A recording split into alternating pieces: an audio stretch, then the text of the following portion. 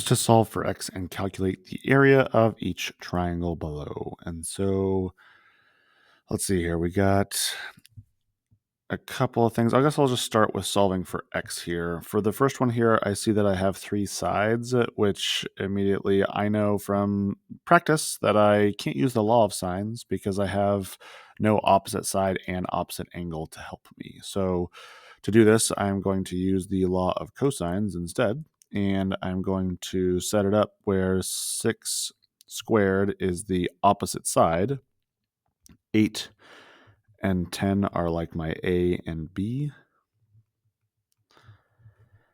and then x is like my C. And remember, when we set up the law of cosines, this variable or whatever goes inside the cosine has to be the angle, and this number here has to be the opposite side of that angle. And so the other two numbers that we plug in are just the other side lengths that are not connected to the angle that we're dealing with. So in this case here, I'm going to do a little bit of math to simplify this before I start solving for x. So 6 squared gives me 36. 8 squared plus 10 squared is 164. 2 times 8 times 10 is 160.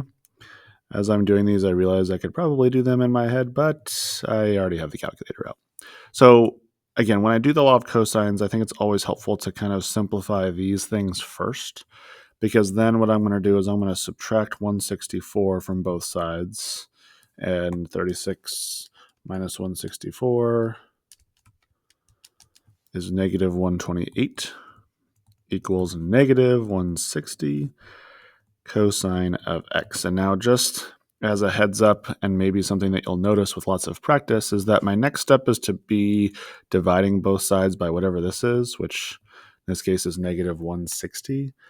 And when I divide both sides by this number, I should always get a number that's less than 1 or between 1 and negative 1. And in this case, I end up getting 0.8, which is good, because my last step here is going to be taking the inverse cosine of both sides. And if I try to take the inverse cosine of something that's greater than 1, my calculator is going to error out. And a lot of people get confused when they try and plug in a number, and it's like, oh, my calculator's not working. Not necessarily. It just means you did some sort of math along the way incorrectly. So in this one here, I'm going to plug into the calculator for my final angle here, the inverse cosine of 0.8, which will give me my x value here. And that I am going to round to about 36.8. We'll call it 8.7 here. And that is in degrees. So now the second part of this, it asked us to find the area. And to find the area, I have this equation. Area is equal to 1/2 basinc, where B and A are two side lengths.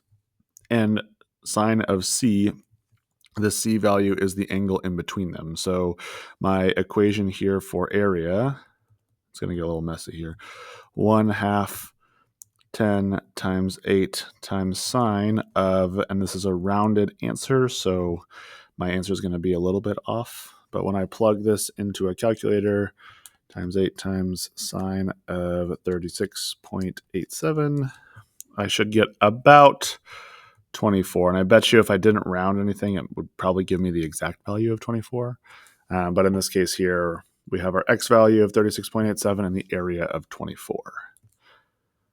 Our second one, so I could actually start by finding this third angle here, because I know that there are 180 degrees in a triangle. So if these two add to 130, then I know that this angle here has to be 50. And I'm going to need that not necessarily for finding x, but it will be helpful for finding the area. So from here, we got our x value, which is across from angle 60.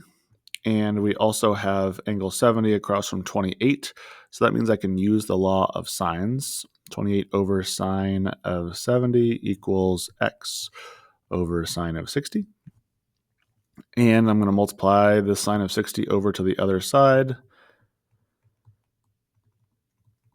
And then I'm going to plug this into a calculator to find my side length. So 28 sine of 60 divided by sine of 70. And again, making sure our calculator is on degrees. Call this 25.805 as my x value. And so now to find the area, remember area is 1/2 b times a times sine of c, the two side lengths surrounding an angle. So I have 25.805 and 28. And then that surrounds the angle of 50, so sine of 50.